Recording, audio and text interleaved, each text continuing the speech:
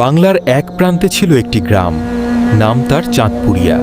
দিনে শান্ত, কিন্তু রাতে ভীষণ ভয়ঙ্কর। এই গ্রামের শেষ মাথায় ছিল এক কাঁচা রাস্তা, যার পাশেই ঘন বাঁশঝাড়। আর রাস্তাটার পাশে দাঁড়িয়েছিল শত বছরের পুরনো এক ভয়ানক বটগাছ।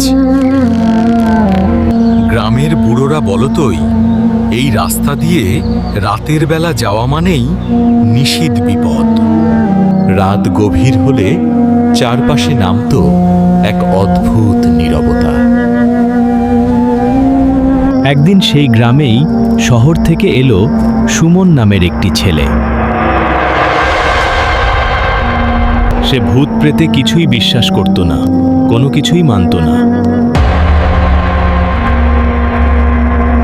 গ্রামের লোকজন বারবার বলেছিল, রাতে ওই রাস্তায় যেও না। সুমন বিশ্বাস করেনি। তার মনে আরো বেশি আগ্রহ জাগে সেটা জানার জন্য। সে অপেক্ষায় আছে কখন রাত গভীর হবে। সে আজ রাতেই যাবে সেখানে। মন স্থির করে ফেলে সে বেরিয়ে পড়ল সেই জায়গার উদ্দেশ্যে। তালে আজ সে গ্রামের লোকেদের ভুল প্রমাণ করবে। চারপাশ এমন নীরব যেন পৃথিবী থেমে গেছে।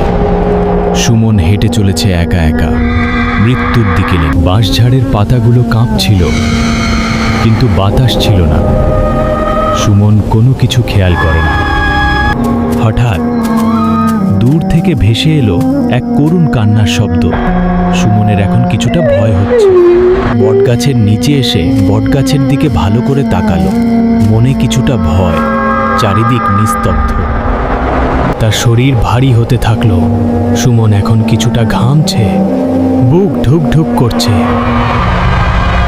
অশরীরী আত্মা সুমনের অপেক্ষায় ছিল। সুমন এসে গেছে। জানি না এখন সুমনে কি হবে। পিছনে তাকায় সমন দেখে একটি কালো রঙের কুকুর তার পিছনে ঘেউ ঘেউ করছে। তারপর সমন হঠাৎ পিছনে ফিরে তাকায়। সে ভয় পেয়ে গেছে। আর ঠিক তখনই বটগাছ থেকে সেই আত্মা সুমনের সামনে হাজির হয়। সুমনের আর বুঝতে বাকি রইল না। আমাকে মেরো না, আমি আর আসবো না। আমাকে মেরো না, আমি আর আসবো না। আমাকে ক্ষমা করে দাও। সুমন আর আমাদের মাঝে নেই। এই আত্মার কবলে পড়ে অনেকের প্রাণ চলে গেছে।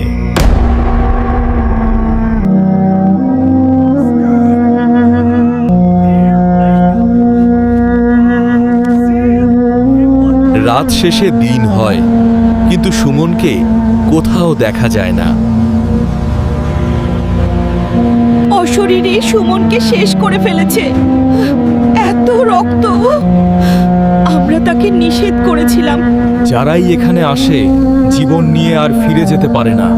এটা একটা অভিশপ্ত বাঁশঝাড়। বটগাছ থেকে সেই আত্মা এখন মানুষের রক্ত চায়। এটি একটি অভিশপ্ত বটগাছ।